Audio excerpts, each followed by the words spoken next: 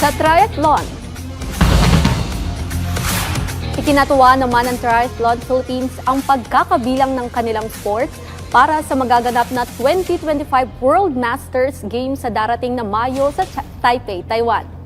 Para sa detalye, narito ang report ng aking teammate at gwapong-gwapong si Paulo Salamatin.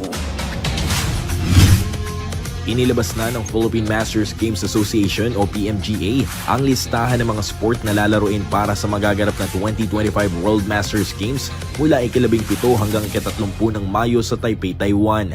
Nasa kabuuang 33 mga sport ang nakatakdang laruin sa nasabing international event na kung saan inaasahan ng PMGA ang daan-daang mga Pinoy Masters and Senior athletes ang lalahok sa patimpalak.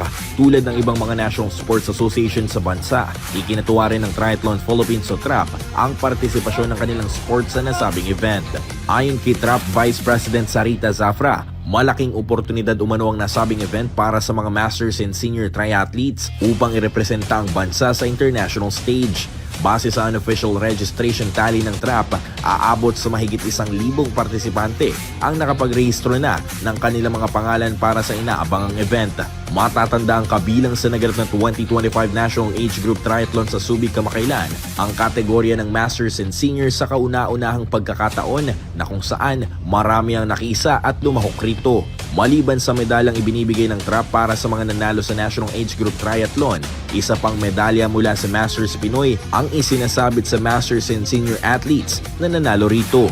Sa pangunguna ni PMGA President Attorney Alberto Agra, malaking bagay ito di lamang para sa kanila kundi pati na rin sa mga Masters and Seniors na nagnanais na maging aktibo sa sport sa kabila ng kanilang mga edad na alinsunod sa layunin at motto ng PMGA na ang sports ay para sa lahat.